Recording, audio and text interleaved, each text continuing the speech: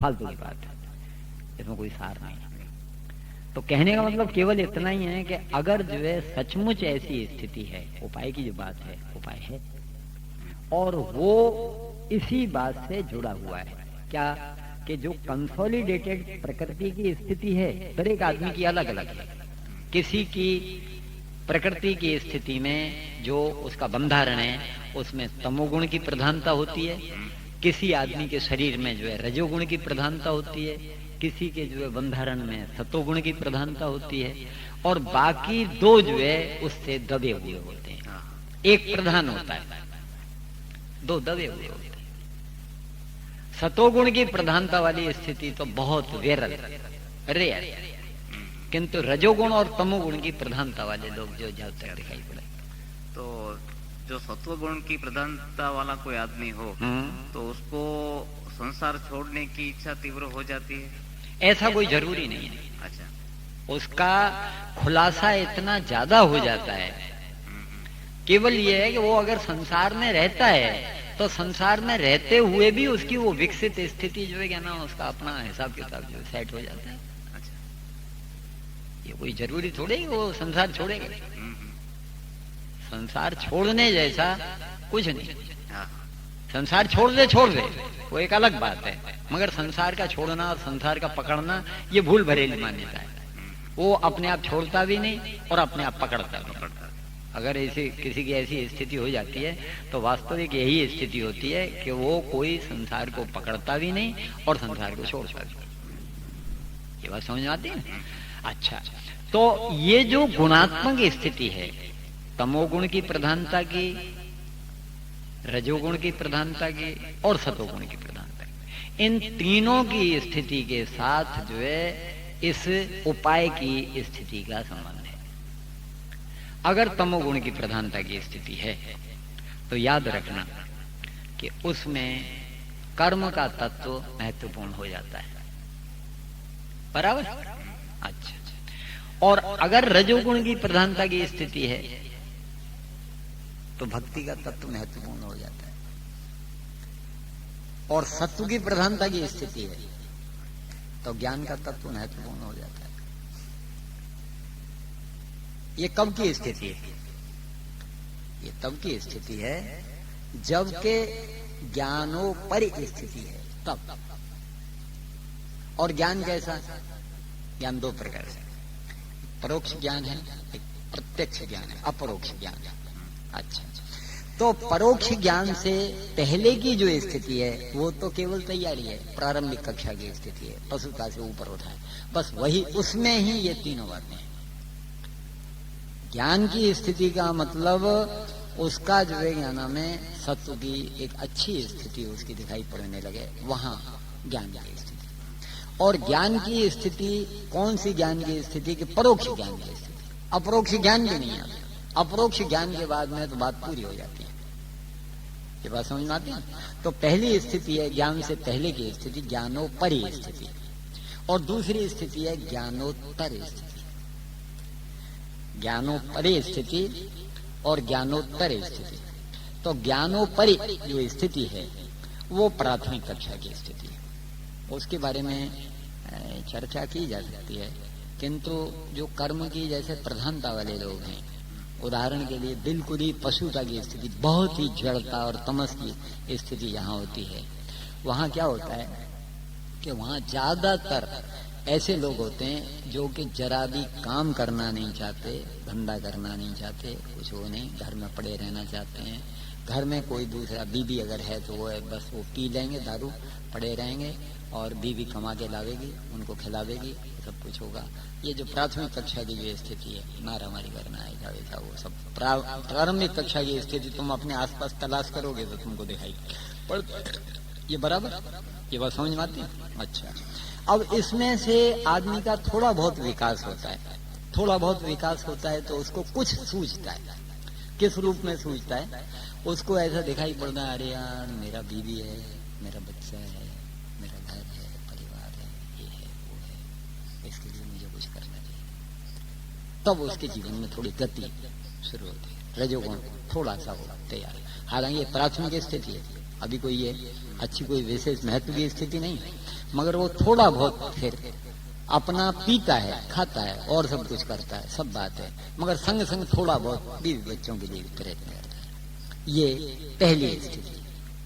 कर्म शुरू हो गया, गति शुरू हो गई, बराबर, क्योंकि बीवी बच्चों के बारे में, इसके बारे में, घर परिवार के बारे में और दूसरी चीजों के बारे में वो थोड़ा बहुत कुछ खटपट में पड़ने लगा, बराबर।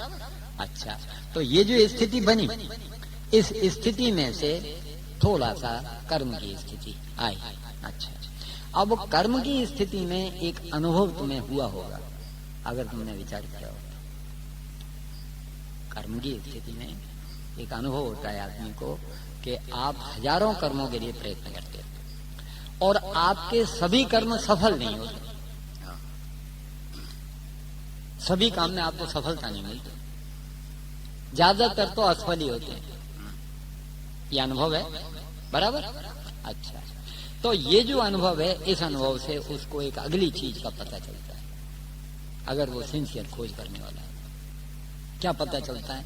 वो ये ढूंढता है, यार कोई ऐसा तरीका नहीं है साला मेरा सब काम होने लगे, मेरा ये काम भी सही होना चाहिए, मुझे जो मैं जिसमें हाथ डालूं मेरा काम सफल होना चाहिए, बराबर।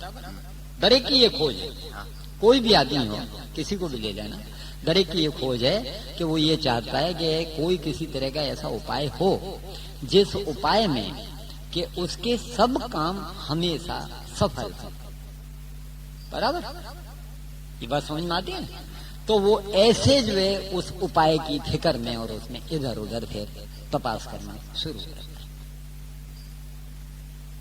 विचार करना, मेरी बात समझ, प्रत्यक्ष बात है, ये कोई ऐसी बात नहीं है कि अलग से कोई ऐसा होता। तो उसमें होता क्या है कि जब वो इस बात की खोज करता है, तपास करता है, मान लो किसी को कोई दूसरा आदमी भटक जाता है, वो कहता है यार तू ऐसा कर, तू जो है क्या नाम मतलब जो है वहाँ गौतमेश्वर दादा के पास जो है रोजाना जाया कर, वहाँ एक लोटा जल चढ़ाया कर, थोड़ी देर बैठ करके जो है क्या नाम कोई स्तोन किया कर, प्रार्थना किया कर, थोड़ा जप अप किया कर, तेरे सब काम हो जाया करें। विचार करना। अच्छा, और वो आदमी विश्वास करके तुरंत वहां जाना शुरू कर देता है, ऐसा होता है। अच्छा, और वो देखता है कि शुरू में वो जब वहां जाना शुरू करता है तो उसके कुछ काम सफल भी होते हैं, सफल होते हैं। शुरू में जब वो जाता है, जाना शुरू करता है, तो उसके कुछ काम सफल होते हैं। वो आहा यार मजा आ गया, मेरे अब तो सब काम होने लगे। क्यों? क्योंकि बस गौतम दादा की मेहरबानी हो गई। उसके दिमाग में फितूर क्या होता है कि गौतम दादा की मेहरबानी से मेरे सब काम होने लगे, मगर उसके पीछे कारण दूसरा छिपा हुआ है, उसमें कारण दूसरा छिपा हुआ है। कारण क्या है कि जब वो शुरू में गौतम दादा के पास जाता है तो वहां क्या होता है कि वो एक अजीब सी अंधश्रद्धा को लेकर के जाता है, और उसकी जो अंधश्रद्धा है वो अंधश्रद्धा उसके दृढ़ता के साथ पकड़ी हुई चीज होती है, उससे उसको उस वक्त एकाग्रता मिली हुई होती है, एकाग्रता रहती है, बस वो एक दृढ़ निश्चय जैसा, बराबर। अच्छा, और उस एकाग्रता के कारण से पूरी श्रद्धा पूरे भाव के साथ वो गौतम दादा को शुरू में जोड़ता है, बराबर। तो उसकी वो जो एकाग्रता की स्थिति होती है, उस एकाग्रता की स्थिति के कारण से उसके कुछ काम होते हैं, जो भी काम होते हैं कुछ होते हैं, वो होते हैं उस एकाग्रता की स्थिति के कारण से, वो जो श्रद्धा के कारण से, विश्वास के कारण से, एक निष्ठा के कारण से वो जो एकाग्रता उसको मिली होती है।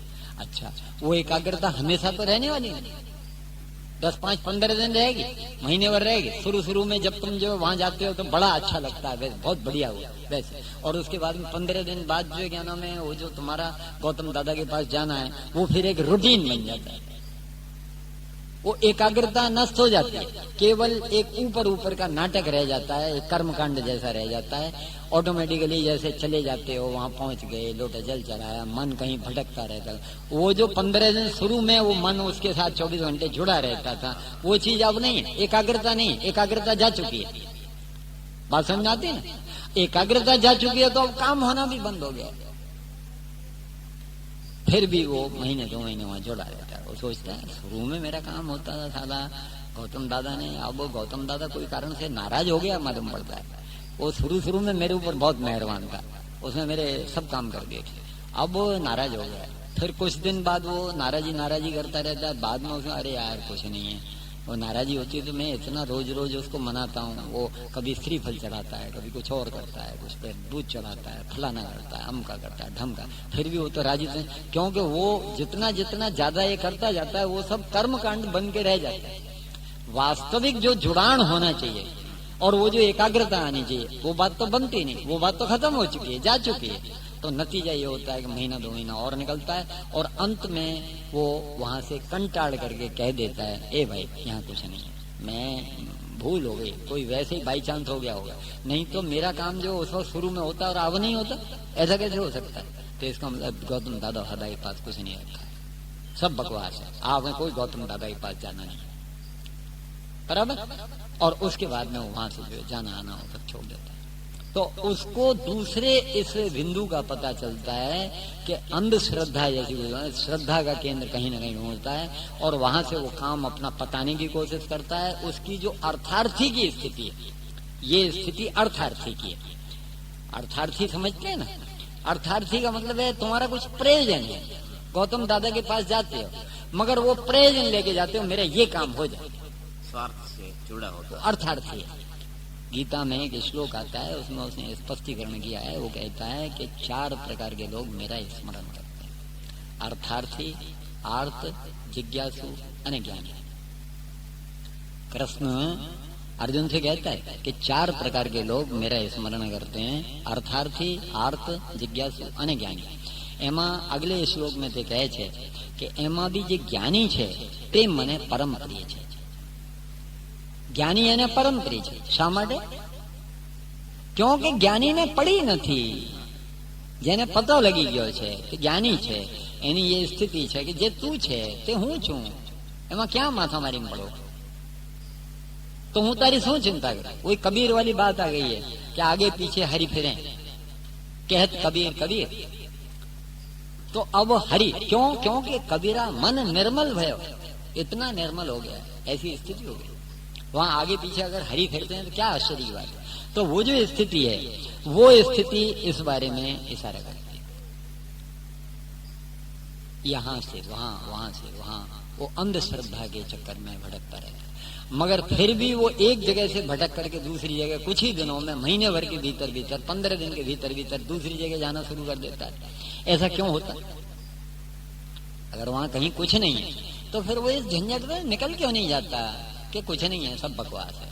उसका कारण क्या है? उसका कारण ये है कि उसको जो है ज्ञान में जो श्रद्धा का मूल केंद्र है, उसके भीतर श्रद्धा का मूल केंद्र छिपा हुआ है और वो श्रद्धा का जो मूल केंद्र है वो उसको पुश करता रहता है कि तू जो है असली चीज को पकड़, असली चीज को ढूंढ, और वो असली चीज की तरफ उसका लक्ष्य गया ही नहीं, ध्यान ही नहीं, उसको मालूम ही नहीं। और नतीजा ये होता है कि वो बाहर, यहाँ गौतम दादा के बाद में खोडियार माता जी के बाद में जो क्या नाम दूसरे जो है हनुमान दादा हो, हनुमान दादा के बाद में जो क्या नाम है श्री कृष्ण दादा हो, किसी न किसी को ढूंढता रहता है सारी जिंदगी। 15 दिन, 10 दिन, 5 दिन, 15 दिन, महीना, 20 दिन वो नास्तिकता की स्थिति में रहता है। और नास्तिकता की स्थिति जो है उसको चैन नहीं लेने देती। क्यों? क्योंकि उसके भीतर जो है श्रद्धा का केंद्र छिपा हुआ है। उस श्रद्धा के केंद्र के द्वारा ऐसी स्थिति हो जाती है कि वो तुरंत जो है वहां चला जाता है। अच्छा, उसका नतीजा ये होता है कि वो जो है जैसे ही जो है क्या नाम मतलब जो है उस नास्तिकता को जो है आगे छोड़ करके और वो उस स्थिति को पकड़ने की कोशिश करता तो उसको पता लग जाता। तुम विचार करना। तो ये जो स्थिति है हमारी, जो वास्तविक भीतर इस तरह की स्थिति है, वो हमारी भीतर की वास्तविक जो है श्रद्धा के केंद्र की स्थिति हमें इस बात के लिए बाध्य करती है कि हम वास्तविक जो है अपने श्रद्धा की ओर किसी तरह से केंद्र की ओर मुड़े, उसको ढूंढे, उसको पावे, उसको जो कोई हिसाब किताब, जब तक उसको नहीं पावे तब तक हम सारे जीवन इसी तरह से भटकते रहते हैं। किंतु ये तो ज्ञानोपरी स्थिति है। ज्ञानोपरी स्थिति में तो ऐसा भटकना ही पड़ेगा। किसी न किसी दिन अगर हमारी कोई सच्ची है, हम सच्चे हैं, ईमानदार हैं, हमारी वास्तविक ऐसी स्थिति है, तो ऐसी स्थिति हो जाती है कि बाद में वो जो हमारी खोज है उसके लिए हमें कहीं ना कहीं से बिल्कुल सही मार्गदर्शन मिल जाता है और हमारी ये स्थिति हो जाती है, भला मानस खोज कहाँ करनी, वास्तविक स्थिति है, सच्ची स्थिति ये है। जो चीज तू ढूंढ रहा है वो तेरे भीतर, कहाँ उपाधि में पड़ा है। फिर वहां जब ये नक्की हो जाता है भीतर का, वो तब हमारी प्रामाणिक स्थिति खड़ी होती है। उसके बाद में असली यात्रा शुरू होती है। ये ज्ञान की स्थिति, परोक्ष ज्ञान की स्थिति। अच्छा, अब इस गुणात्मक स्थिति के अनुसार साधक के लिए उपाय है। जो उपाय का प्रश्न था ना हमारा, कि उपाय है क्या, तो उपाय इस गुणात्मक स्थिति के साथ है। ये जो गुणात्मक स्थिति है, तमस की प्रधानता वाले जो लोग हैं उनको प्रारंभिक कर्म की प्रधानता का जो ज्ञान उपाय है। जो रजस की प्रधानता वाले लोग हैं उनको भक्ति की प्रधानता का मामला है। जो सत्व की प्रधानता वाले लोग हैं उनको ज्ञान की प्रधानता का मामला है। और ये प्रारंभिक स्थिति है। बाद में ज्ञानोत्तर जो स्थिति है वो असली यात्रा है। ज्ञानोपरि स्थिति तो केवल मात्र जो है थोड़ा उपाय वाला मामला है, और असली जो यात्रा है वो ज्ञान के बाद की है, ज्ञानोत्तर। ज्ञानोत्तर में ये सभी चीजें आ जाती हैं। हमारा जिस वक्त जो है उसको ज्ञान हो जाता है, ये नक्की हो जाता है केवल एक अनंत चैतन्य की सत्ता है, अनंत चैतन्य की सत्ता के सिवा और कुछ नहीं, केवल एक वस्तु का पसारा है। उसके बाद में उसको एक तरह की तटस्थता पैदा होती है। फिर वो दुख में, सुख में, मान में, अपमान में, अनुकूलता में, प्रतिकूलता में हो, चाहे प्रतिकूलता हो, चाहे दुख हो, चाहे सुख हो, चाहे मान हो, चाहे अपमान हो, उसको मान फुला करके कुप्पा नहीं करता और अपमान उसको जो है ना विचलित नहीं करता। ऐसी स्थिति जब शुरू होती है तब ज्ञानोत्तर भक्ति की स्थिति शुरू होती है। मैं शायद पहले कभी कभी इस बारे में चर्चा हुई है तो बताया है कि 4 बिंदु हैं। एक प्राथमिक कक्षा का बिंदु, दूसरा बिंदु कर्म का, तीसरा बिंदु भक्ति का और चौथा बिंदु ज्ञान का। अच्छा, तो प्रारंभिक बिंदु से हमारी यात्रा शुरू होती है। प्रारंभिक बिंदु से जब ज्ञानोपरि स्थिति शुरू होती है तो पहले कर्म, फिर बाद में भक्ति और उसके बाद में ज्ञान। ज्ञान परोक्ष ज्ञान ये हमें मिलता है, सही दिशा मिल जाती है। अब ज्ञानोत्तर स्थिति शुरू होती है। तो ज्ञानोत्तर जब स्थिति होती है तो ज्ञान से वो लौटता, जो प्रारंभिक कक्षा से चढ़ा था वो ज्ञान से लौटना शुरू होता। तो ज्ञान से जब लौटना शुरू होता घूम करके, तो स्थिति क्या होती, पहले इधर से जब चढ़ाता तो कर्म पहले आता था, और ज्ञान से जब लौटेगा तो भक्ति पहले आ जाएगी। याद रखना, जो मोदी बात है, यही खुलासा है, यही वास्तविक स्थिति है। ज्ञान के बाद की जो यात्रा है वो वास्तविक यात्रा है। अच्छा, ज्ञान हो जाने के बाद में उसको ये स्थिति पैदा होती है कि वो सभी प्रकार के द्वंद्वों में होकर पसार होता है, और सभी प्रकार के द्वंद्वों में होकर के जो है वो इस तरह की स्थिति होती है और वो सहज होकर के पसार होने लगता है। ये ज्ञानोत्तर भक्ति। ज्ञान से पहले की स्थिति में वो अर्थार्थी है, और ज्ञान के बाद की स्थिति में वो जिज्ञासु और परिपक्व जिज्ञासु है, क्योंकि परोक्ष ज्ञान उसको हो चुका है। ज्ञानोत्तर स्थिति है तो परोक्ष ज्ञान का उसको दृढ़ निश्चय हो चुका है। एक अनंत चैतन्य की सत्ता है, उसी से और कुछ नहीं है। तो कोई सुख नहीं, कोई दुख नहीं, किसी तरह के जितने भी द्वंद्व हैं, दुख के, सुख के, मान के, अपमान के, अनुकूलता के, प्रतिकूलता के, वो द्वंद्व उसको विचलित नहीं कर पाते। उसका नतीजा ये होता है कि वो जो ज्ञानोत्तर भक्ति उसके अंदर जो है पैदा होती है, सच्चा समर्पण पैदा होता है। उस सच्चे समर्पण के आधार के ऊपर उसको धीरे धीरे धीरे धीरे समर्थता बढ़ती चली जाती है। उस ज्ञानोत्तर भक्ति के द्वारा समर्थता मिलती है। विचार कर लें, वो जो ज्ञानोत्तर भक्ति की स्थिति है वो सच्ची स्थिति। भक्ति का मतलब ये इस तरह का जो कर्मकांड का मामला है, ऊपर ऊपर का नाटक है, वो अंधश्रद्धा, अंधविश्वास की बात है, उससे कुछ होता नहीं। वो तो प्रारंभिक कक्षा की बात है, तैयारी की बात। उसमें से सही दिशा में ज्ञानोत्तर भक्ति ते समर्थ बनावे। एक न एक दिन ऐसा आता है कि वो समर्थ हो जाता है। शुरू में हो गया था तू जैसी हालत में रखता है, तू दुख है, हाँ ठीक है, क्या है इसमें, तेरी व्यवस्था, तेरा हिसाब किताब। मगर उसका परिणाम क्या आता है? उसका परिणाम ये आता है कि उसका शक्ति का व्यय रुक जाता है। पहले वो प्रयत्न करता था और ऐसा हो जाना चाहिए, ऐसा हो जाना चाहिए, ये करना चाहिए, वो करना चाहिए, फिर मौज मजा के लिए फिरता है। शक्ति का व्यय और अपव्यय दोनों रुक जाते हैं।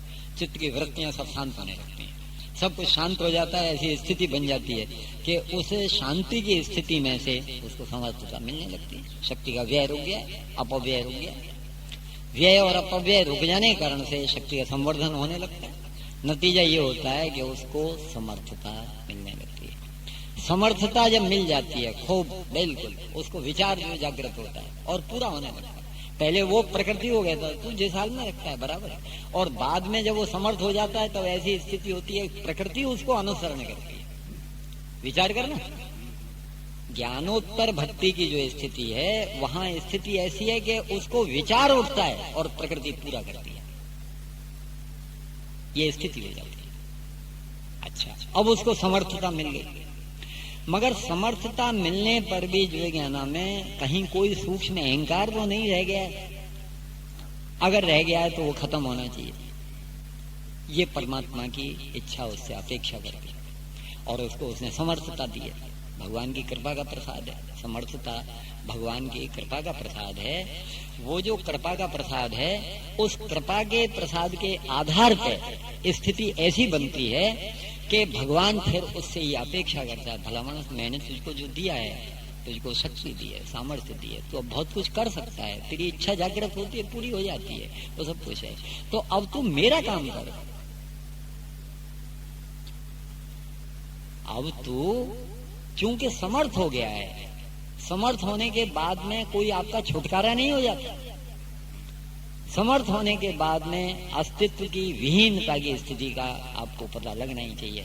वो जो निष्काम कर्म की बात आती है, फलाशक्ति रहित कर्म करने की जो बात आती है, वो यहाँ आती है। फलाशक्ति रहित कर्म जो है, केवल मात्र जो समर्थ है, भगवान के प्रति समर्पित हो चुका है अथवा समर्पित हो जाता है, वो कर सकता है, दूसरे का काम नहीं। इसलिए प्रारंभ में जो लोग भी इस बात को करते हैं निष्काम कर्म करो, फलाशक्ति रहित कर्म करो, फालतू की बात है, चोर बाजारी है। अपने को भी धोखा देना है, दूसरे को भी धोखा देना है। याद रखना है इस बात को, कभी भूलना नहीं। प्रारंभ में क्या है? प्रारंभ में एक ही बात है। प्रारंभ के पहले प्रश्न में ये बात आई भी थी और सब कुछ हुआ था कि मनुष्य में और पशु में क्या अंतर है। मनुष्य में धर्म ज्यादा है, तो उसको आचरण करना है, कर्म करना है, किंतु कैसा कर्म? निष्काम कर्म और फलाशक्ति रहित कर्म करने की तो उसकी क्षमता ही नहीं है, अभी उसकी वो स्थिति ही नहीं बनी है, कक्षा ही नहीं है। तो कैसा कर्म करना? धर्मानुसार कर्म। जो धर्मानुसार कर्म है उसका जो पालन करता है उसका विकास होने लगता है। याद रखना, प्रारंभ में धर्मानुसार कर्म है, धर्मानुसार कर्म के द्वारा धीरे धीरे विकास होता चला जाता है, ज्ञान की स्थिति बनती है, ज्ञान की स्थिति के आधार पर सचमुच समर्पण होता है। उस समर्पण में से उसको इतनी समर्थता मिलती है कि वो समर्थ हो जाता है। समर्थ हो जाने के बाद में फिर परमात्मा दिए हुए को वापस मांगता है कि अब तू मेरा काम कर, और उसकी वो जो अब तू मेरा काम कर, वो स्थिति, वो फलाशक्ति रहित कर्म, उसकी कोई आसक्ति नहीं, कोई फल की आसक्ति उसको कुछ लेना देना नहीं, केवल निमित्त है। निमित्त आ गया, ऐसा ऐसा, हाँ चल ला चल, तेरा क्या क्या तेरे संग में आता हूँ, क्या क्या, उसे कुछ लेना देना, उसे कोई उसका कुछ परिणाम मिलने वाला नहीं। अपना गिरह का और जो है वो समय खराब करेगा, कुछ शक्ति सामर्थ्य होगी वो खराब करेगा और सब कुछ, फिर भी वो जैसे सहज होकर के उसी चक्कर में पड़ा रहे। ये क्यों है?